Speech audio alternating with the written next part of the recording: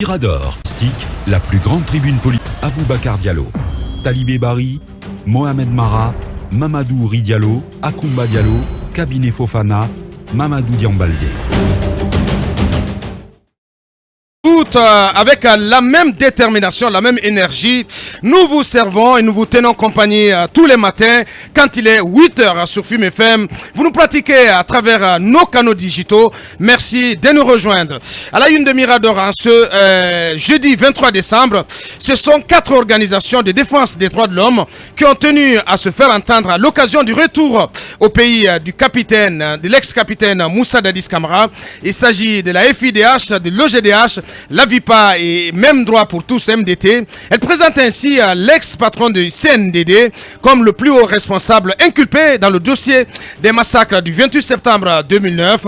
Ces organisations disent espérer que son retour ouvrira la voie à l'organisation d'un procès dans ce dossier, un procès tant réclamé depuis 12 ans par les victimes. On en parle ce matin avec Madame Assatouba, elle est directrice du bureau Afrique de la FIDH, Fédération internationale des droits de l'homme. Elle interviendra dans cette émission depuis Paris.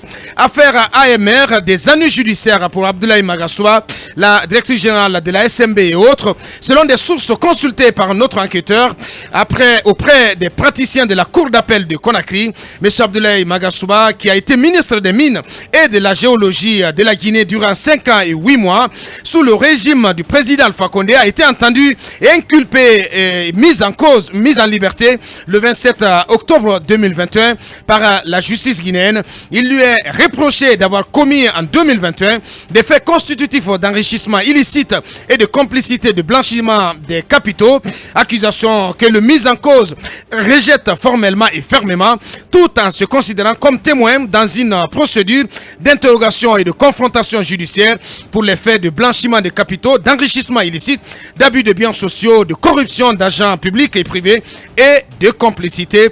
Notre dossier d'enquête à suivre avec Akoumba Diallo.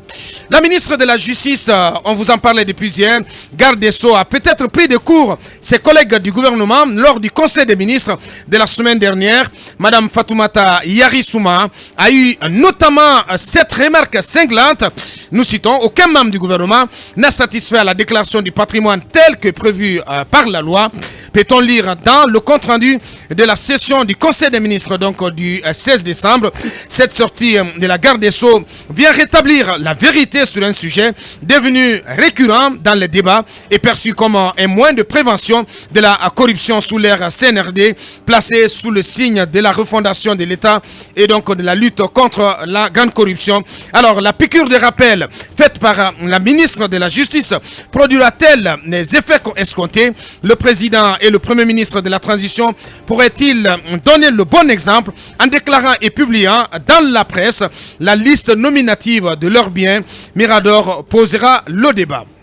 Cette question que nous allons nous reposer ce matin, et n'a pas pu aborder le sujet hier, le fonctionnement des services de l'État risque-t-il d'être rendu plus difficile, plus compliqué par les départs massifs à la retraite, intervenus notamment sous l'ère CNRD? C'est à croire que des informations d'alerte pourraient avoir été remontées au président de la transition, puisque le compte-rendu du Conseil des ministres du 16 décembre dernier l'a mentionné éloquemment.